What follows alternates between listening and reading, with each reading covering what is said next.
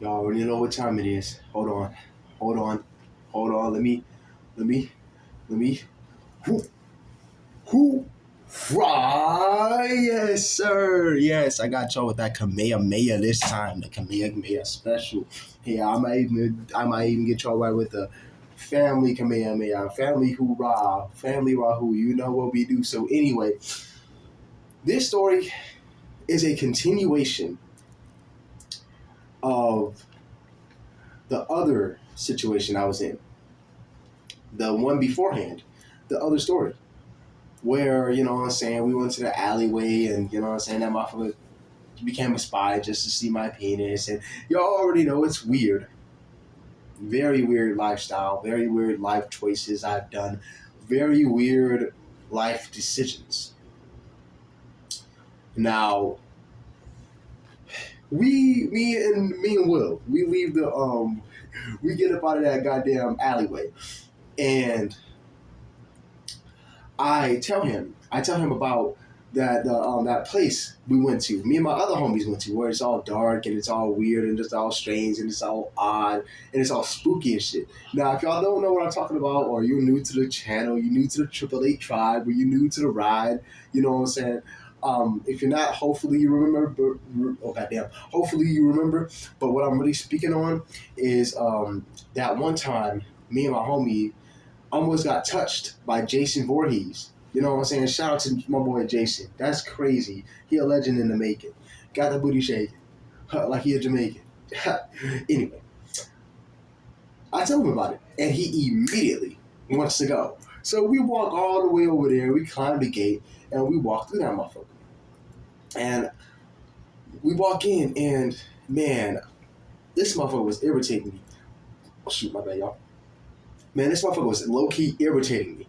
And when I say low key irritating me, I mean my boy, like, I fuck with it, you know what I'm saying? He's Will. He's Will. You know what I'm saying? I was just playing with the game. I was just playing the game with him today. But he was making me mad. But then it made sense because, you see, when I'm in spooky environments, I get a little paranoid because it's like, when it comes down to, when it comes down to broken down environments, like abandoned places, I always assume that it's either a tribe or one homeless motherfucker with like a machete just lurking there, or it's like a cult of like demonic people who are possessed, just roaming there, claiming their territory. So I'm thinking like, but we can end up getting snatched up by a demon at any moment in our lives. So anyway, we walking in there, right? And we walk into like the point of no return, aka the darkness. This is where the story really begins. So me and Will, we're in this place, right? We're in this big old place, but they're actually about to turn into something else, and they're actually about to turn it into like a mall or something. And we walk in there, we just start searching for things. We go into the bathroom, abandoned. They got Mario stickers everywhere. I'm like, man, what the hell kind of occultic crackhead Mario allegiance weirdo Nintendo crackhead stuff is going on here? So we looking up in there. We looking up in there, and my boy William, he's making way too much noise. I'm getting mad. I'm getting mad at William. I'm only hold you. I don't get mad at this man, but he was peeing me off. He was pissing me off. He was pissing on my emotions. Wow. He was pissing on my emotions. Playing on my emotions.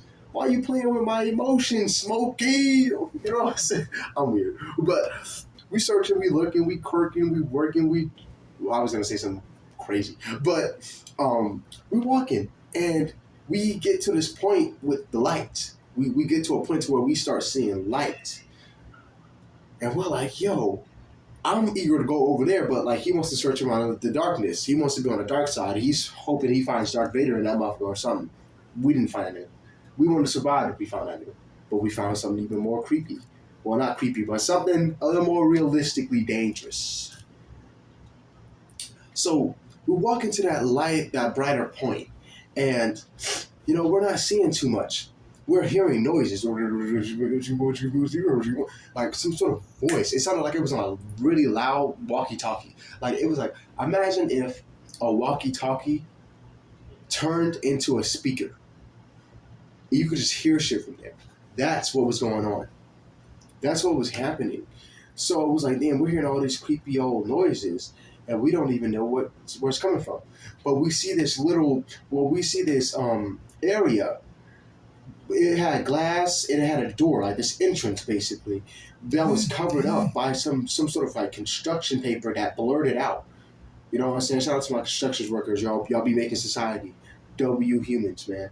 So my homie, I did have that machete. I had that machete on me. Y'all know what I mean. I had that machete on me, so I sliced through that a little bit. And my homie, he really wants to go in there, so he wants to cut a hole in there. So we walk in. Now I'm glad we didn't go there. I'm glad I didn't do that. I'm gonna explain why in a moment. We go up the stairs right by the entrance that's blurred out by that construction paper type of thingy, and we see the other side of that room that was cut off, but it wasn't cut off from the upstairs, so we were able to see everything. The windows weren't blurred out, so we were able to see things completely fine. We walk over there, and all we see is a bald dude with a flashlight and a Glock, y'all. He had a Glock. He was searching. He was lurking for us. So I'm like, oh shit, oh hell no, oh heck no. And what's crazy is that when I saw the Glock, I was like, please be a taser, please. I was actually hoping that was a taser, but I come to like realize like that. Nah, none of them had a Glock. That guy had a pistol, ready to blast anything and make that day their last. So we had to get up out of there fast, like we were in a rush to make some cash. You know what I'm saying? So he's searching for us. Basically, he's aware somebody's there because he was looking around with flashlights. Now, mind you, he had a flashlight and a Glock. Now, mind y'all, Triple A tribe. He had the gun right here and a flashlight like this. So he was searching for everything he could see, anything he could find, and whatever he saw, he was gonna shoot. So we walked past that. So we're like, oh hell no, we gotta get the hell up out of there. We're walking in like some random area, like this area upstairs, and we're making too much noise because mind y'all, it's under construction. So it's obviously not open to the public right now. And on the very top of that, bro, we were making too much noise because there was sand and objects and metals and thises and that's and that's and this is all types of random things just creeping up on us. You know what I'm saying? It felt like something was creeping up on us because it was like a really eerie environment. So we're making too much noise. We're trying to stealth our way out. You know what I'm saying? So we're on the top, mind y'all. We can't just jump down because we're not Dragon Ball Z characters, right? And we're hitting the windows. We're not hitting windows, but like I'm thinking like maybe we gotta. I'm thinking like I might have to grab a chair and throw that shit out a window to escape this place just to get up out of there. So then I'm thinking like maybe that's what we'll have to do. So I'm thinking like we gotta find another exit, and he agrees. Will's like, yeah, we gotta find another exit. So we're searching for another exit, bro, and we're searching and searching, and as we find an exit, we finally find another exit after like creeping through this little hallway with windows on top. But like I'm looking at that, I'm like, no, we can't go there. So because it didn't have like like how in certain schools how like the window can open and everything, kind of like a garage door. It couldn't do that. It was just windows up there.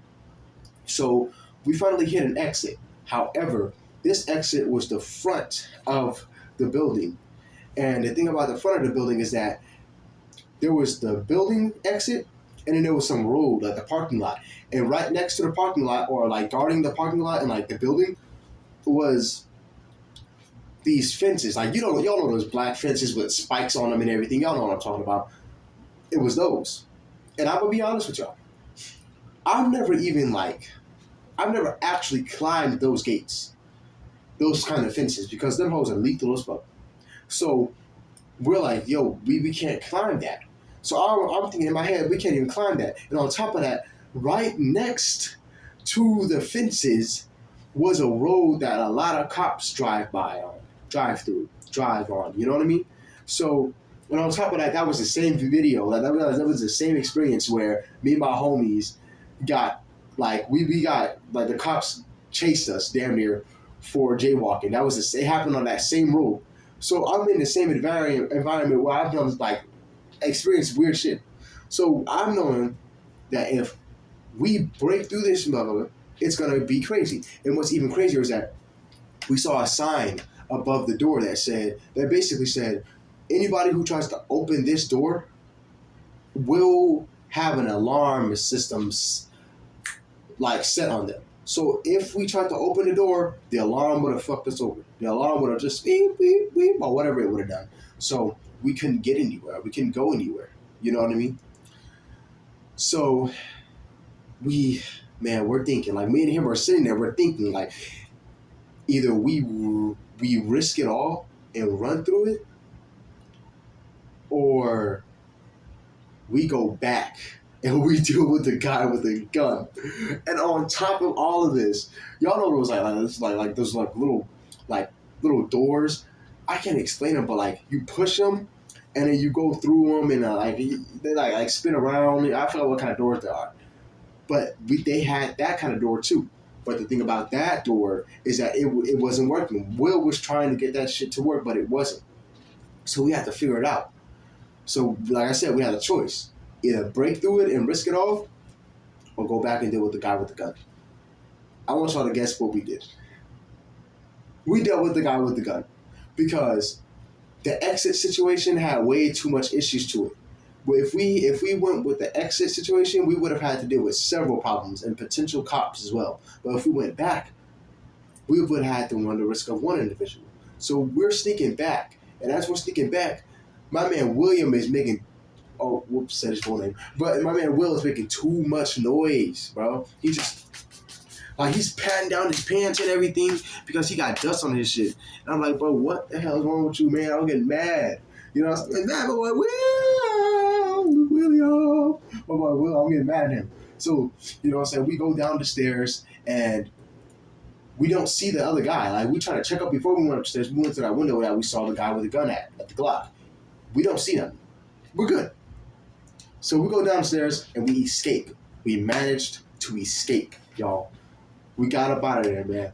Mission accomplished. Was it scary? Yes. Was it weird? Yes. Was it stupid? No, I don't think it was dumb. I don't think it was dumb at all. But anyway, yeah, man, that was the whole story, y'all. That was the whole rundown of the life situation me and this man William went through. Me and my boy Will went through. And y'all know I don't usually put in like full names or any like actual names at all. But you know what I'm saying, my boy Will, since it was a simple name, it was a cool fire name because he has a name. I decided to put, you know what I'm saying, Will. And then I fucked up and said William. So yeah.